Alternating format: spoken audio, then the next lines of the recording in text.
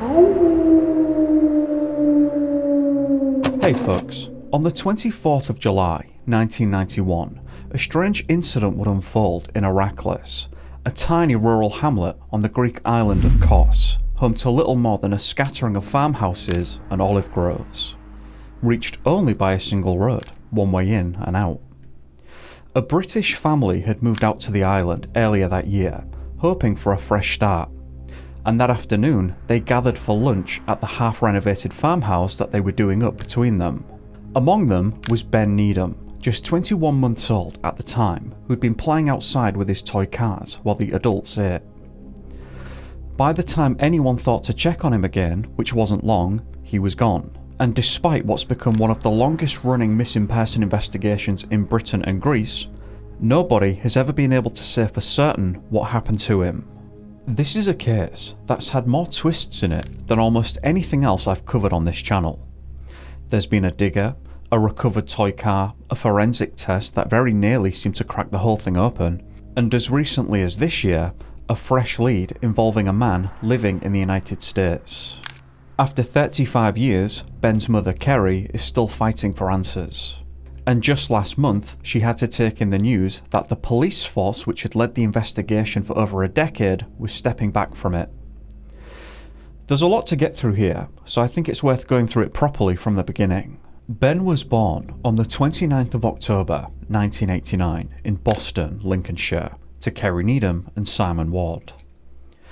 A young couple who were engaged at the time, though by most accounts the relationship was already a difficult one.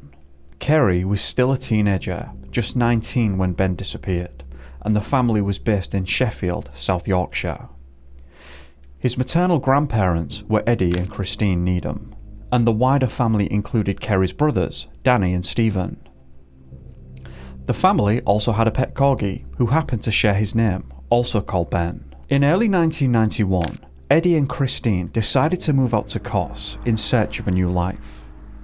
And Kerry followed not long after with Ben, intending it to be an extended stay that could potentially become permanent. Money was tight. The family lived in a caravan among the olive groves around Herakles, while Kerry had her own small apartment nearby. Eddie and Stephen had picked up work renovating a derelict farmhouse in the hamlet, the same one-road property I mentioned, and Kerry had found a job serving snacks by the pool at the Palm Beach Hotel. It wasn't unusual for Ben to spend his days with his grandmother, Christine, while his mum was at work. On the morning of Wednesday, the 24th of July 1991, Kerry went to work as normal, leaving Ben in Christine's care. Over at the farmhouse, Eddie and Stephen were getting on with renovation. Towards lunchtime, Christine walked over to join them, pushing Ben in his pushchair, with her son Danny and the family dog in tow, so everybody could eat together. When they arrived, she washed Ben's shorts and hung them out to dry on a tree just outside the back door, only about 12 feet or so from the kitchen. The family sat down to eat with the farmhouse's Greek owner, and afterwards, Stephen said that he was heading off on his moped to get chips and drinks. Ben, who'd been playing outside, wanted to go with him, but Stephen told him no and sent him back towards his grandmother. It wasn't long after Stephen left that Christine noticed Ben had gone quiet and went out to check on him. At around 2:30 p.m, the adults realised that he was nowhere to be found. At first, nobody panicked too much. Christine assumed he must have wandered off somewhere nearby, while Eddie wondered whether Stephen had taken him along on the moped after all. Christine searched the single road while Eddie checked the farmhouse garden, half expecting, as he later put it, to find Ben playing with a lizard or something. But when Stephen came back alone, the mood in the family changed very quickly, and the alarm was raised properly. Police were called, and later that night, Kerry herself was told that her son had gone missing. As said, the family searched themselves first, and when nothing turned up, the Greek police were brought in. What happened next would frustrate the Needhams for years afterwards. Rather than treating it as an emergency from the start, officers apparently viewed the family as suspects And that delay meant airports and ferry ports weren't alerted as quickly as they should have been. As far as I can tell, ferries continued running without any extra checks being put in place.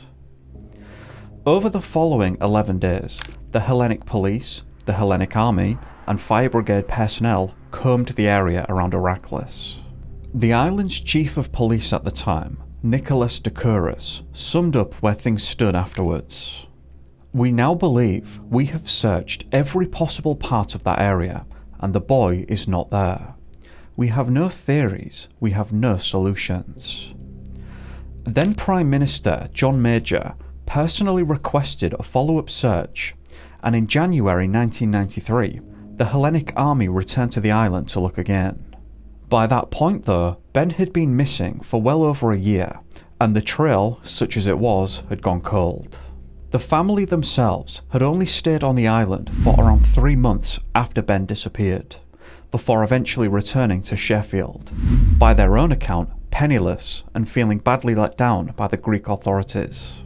In the absence of any sign of Ben on the island, the hypothesis that took hold early on was that Ben had been taken by another person from that rural area, possibly for the purposes of illegal adoption. There were early reports of a white car seen near the farmhouse around the time he disappeared, though as far as I can tell, it turned out to belong to someone known locally and wasn't followed up properly. Other explanations consisted of suggestions such as that Ben had simply wandered off and had an accident, or been caught up in the construction work that was going on nearby. These were all considered too, but at the time there wasn't enough to go on, and they were largely set aside. Not everyone agreed that Ben had been taken from the farmhouse though. Journalist Carol Sala, writing in the Times in 2007, argued that someone so young left to wander unsupervised on a baking remote hillside that hadn't even been fully searched yet was, in her words, easy prey to the lonely accident. Over the years, there were also persistent claims involving Romani communities. In December of 1995, a private investigator called Stratos Bekirtsis tracked down a blonde boy of around 6 living with a Romani family near Thessaloniki, and appeared on Greek television claiming the child had told him he'd been given to the gypsies because his parents did not want him. Police took the boy into custody, but it wasn't Ben. The following year, Eddie and Christine appeared on a Greek television show built around reuniting families, and a prisoner serving time in Larissa claimed to have Ben in his hands, alleging he was living with a family in Varia, and possibly that he'd even been taken to Germany. The British consul to Athens became involved when a handover of this boy was supposedly arranged, but when Bernard turned up, nobody else did. He later told The Mirror in 2015 that he personally believed Ben had been taken abroad and removed from the island. Throughout all of this, the Needham family, and Kerry in particular, never stopped pushing. They made appeals every year around the anniversary, travelled across Europe chasing up sightings, and wrote to anyone who they thought might be able to help, including prime ministers, the Queen at the time, and Greek officials. An anonymous reward of £500,000 was offered in 1996, on top of £30,000 the family had already put up themselves, bringing the total to around $530,000 or around $710,000. In 2012, Kerry says a man came forward demanding the same amount of money for information about where Ben was, though he refused to say anything more unless he was paid first. A Facebook page called Help Find Ben Needham was set up in November 2010 and is still active as a hub for new leads, and Kerry published a memoir simply titled Ben in 2013, with royalties going towards the campaign. South Yorkshire Police also used eFit software back in September of 1992 to produce age-progressed images of what Ben might look like as he grew up, apparently being the first time the technology had been used in that way. Over the decades, more than 300 sightings of boys matching Ben's description were reported across Greece, and a number of individuals were directly investigated as possibly being him. A boy on a beach in Rhodes in 1998 A man stopped at the Albanian-Greek border in 2011, a man in Thessaloniki in 2015, and a Danish man as recently as 2024. I could probably do an entire video just on the false leads alone, but none of them turned out to be Ben. It wasn't until 2011 that South Yorkshire Police formally got involved, agreeing to work alongside Greek authorities after years of the family feeling the case had never been properly looked into. The following year, the Home Office granted the force £700,000 to reopen the investigation, and in October 2012, UK officers travelled out to Kos.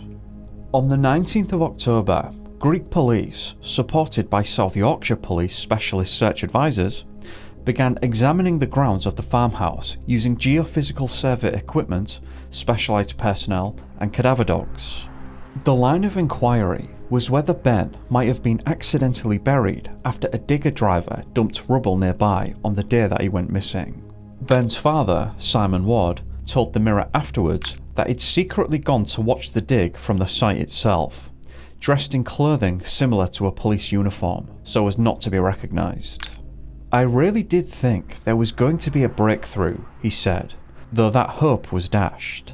The real turning point came in 2016, following a fresh appeal on Greek television. An anonymous witness came forward in May that year and told officers about a second site where a digger driver had dumped material. By September, police had told Kerry that a man from Kos had said that this driver, a man called Konstantinos Barkas, known locally as Dino, who had since passed away, had told him years earlier that Ben had been in an accident and that he'd hidden the body in building waste afterwards. Dino had been operating heavy machinery, clearing land behind the farmhouse on the day Ben disappeared, and had actually been questioned by police back in 1991, where he denied any involvement. He passed away in 2015 after a long battle with illness. There was also an elderly witness who told British police that he'd spoken to Dino the morning after Ben disappeared and found him shaking and sweating. When asked whether there had been some kind of accident, Dino is claimed to have replied, "Yes, it's possible. I heard a yelp, but I thought it was a dog." It is important to highlight, as damning as all that sounds, it was only one person making those allegations, and it's not definitively provable as to whether Barkas actually said those things or not. The person who made the claims is not publicly identified, so there's no way of knowing what their relationship with Barkas was actually like. Each outlet refers to them slightly differently. Some say a man from Kos, a friend of Barkas, or in some cases an elderly man from Kos. So it's really not known if this person even had a relationship with Barkas at all. On the 16th of September 2016, a new search began, this time focused on the farmhouse itself, and a second site around 750 metres or roughly 820 yards away, the spot Dino had reportedly used to dump rubble.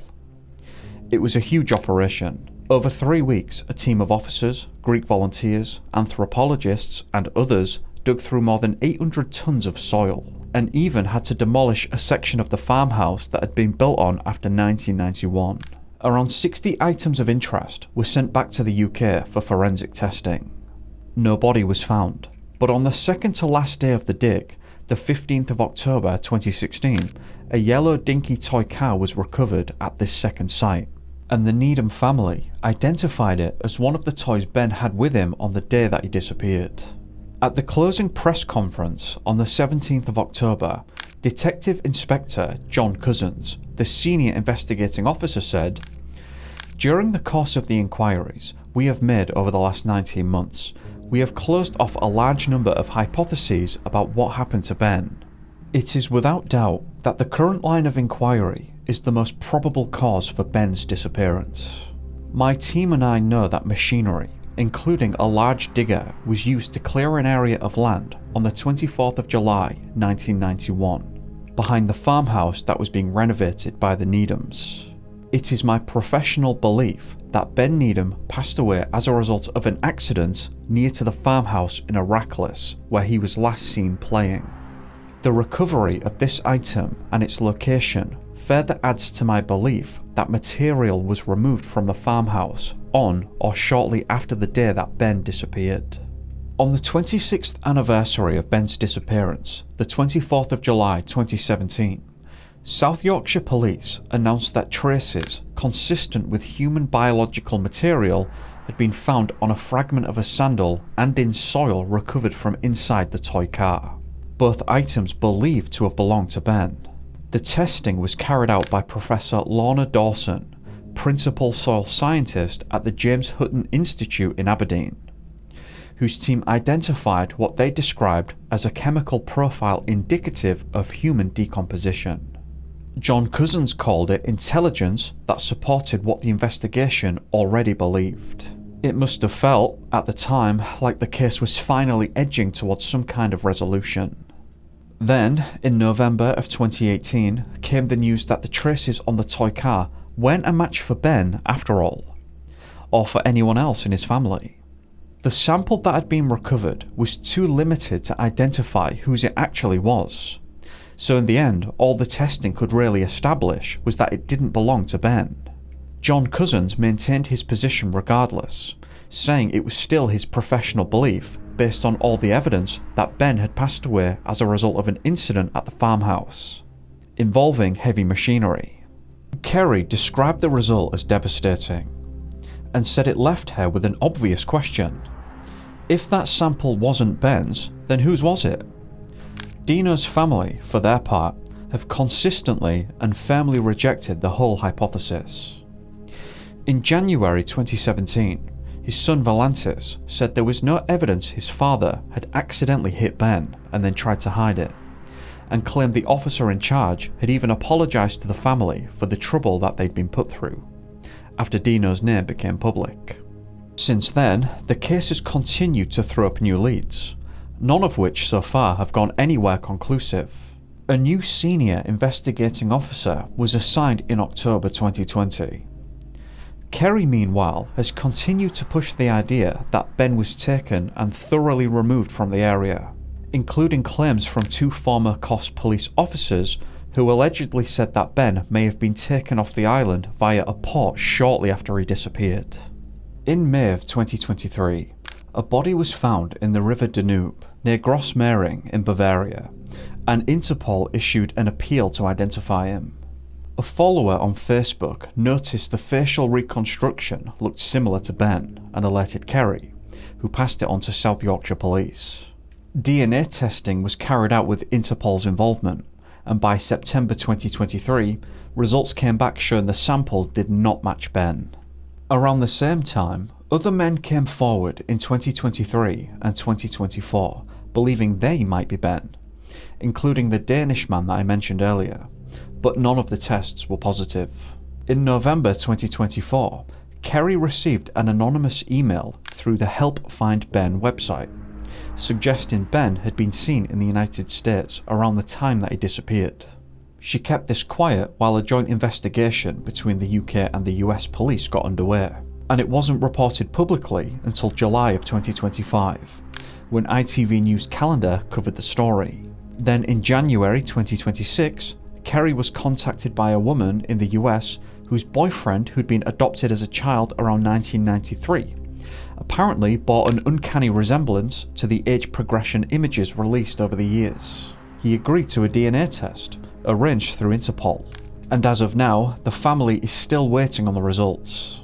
Kerry's belief that Ben was taken from the area entirely partly comes from something her father Eddie was told by a Greek man years ago, that an organised network, a gang, or a line as he put it, had been involved in illegal adoption practices, and that Ben's characteristics could have been something that they might have looked for. On the January 2026 lead, the woman in the US reportedly told police there were a lot of coincidences that didn't add up about her boyfriend's past, though Kerry herself has been cautious, saying that she didn't want to get her hopes up without more to go on. Then, on the 17th of May 2026, South Yorkshire Police's Major Crimes Unit told Kerry it would no longer be investigating the case, citing a lack of time and resources. Going forward, the force said, any further inquiries would fall to the Greek authorities, with South Yorkshire acting mainly as what they called a conduit for information sharing between Interpol and Greek police. Kerry, now 55 and living in Turkey, called the decision devastating and pointed to what she sees as a glaring funding disparity between her son's case and that of what happened to the McCann family, telling ITV News Calendar, "My son's investigation in 35 years has had £1.3 million. Madeleine's case has had nearly £14 million. How's that fair?" The exact figure sits a little below her estimate, though not by much. Operation Grange, the Met's investigation into the McCann case, had cost around £13.2 million by early 2024, with a further £100,000 granted on top of that more recently. Either way, the disparity she's pointing to is a stark one. South Yorkshire Police has maintained publicly that the case remains open and that it's still committed to supporting Kerry, with primacy now sitting with Greek authorities. But Kerry revealed that plans for the senior investigating officer to travel to Kos, meet the Greek public prosecutor, and re-interview witnesses whose statements hadn't lined up have now all been scrapped. In interviews since, she's been blunter than the official statements might suggest, saying, "I feel like I might as well give up on the search for Ben, because the Greek police have only ever wanted this case to go away. I'm heartbroken because they are my lifeline, the only people I can trust and go to with the information I get." She's also written to the Prime Minister here in the UK, asking for intervention, and has encouraged supporters to contact South Yorkshire's Mayor and Starmer directly. In June 2026, with South Yorkshire stepping back, Kerry engaged a Greek private investigator to try and recover forgotten or lost case files from Greek police, dating all the way back to 1991. She believes that these files, including original witness statements, the full report from the 2016 excavation, and records of who said what during questioning, have never been properly reviewed together as a whole. A GoFundMe campaign has been set up to help cover the roughly €20,000 cost. Kerry says that South Yorkshire Police told her everything in its possession was passed on to Greek authorities, but that she's been denied access to it since 2016, and that British police are no longer permitted to reapproach the Greek officers who worked the case in the 1990s. They can study it from day one, which has never been done, she said, adding that many of the original witnesses are now in their 70s, and that whatever they know could be lost for good when they come to pass away. What strikes me most about this case is how long it's been going, and how many points along the way there's been something that looked like it might finally provide an answer, only for it to fall apart again. So where does that leave us? After 35 years, this is a case where, in fairness, almost every hypothesis has at least something to recommend it, and also has a fairly significant problem attached to it too. The accident hypothesis, the one South Yorkshire Police has staked its professional reputation on, and on paper it's the best supported. There's a witness account, a recovered toy, and forensic testing that for a while looked like it might tie everything together. But nothing else was ever found. The samples, seemingly, were not Ben's, and Dino's family have never accepted any of it. Ben being completely removed from the area, and Greece itself, doesn't have anything like the same evidential weight behind it. More than 300 sightings and several DNA tests have come back empty, but it's the hypothesis that gives Kerry something to keep going on. And after this many years, I don't think anyone can blame her for that. What I keep coming back to is that gap of just a few minutes between Ben playing outside and the family realising that he was gone. It's such an ordinary, mundane amount of time, and it's the kind of thing that happens all the time without anything bad coming from it. And yet in this case, it turned into one of the longest running disappearances that has occurred to a British family. I can understand a lot of the confusion that Ben's disappearance has caused. You have a very young individual that disappeared in a very quick fashion, and there was nothing obvious left behind in the immediate aftermath to explain it.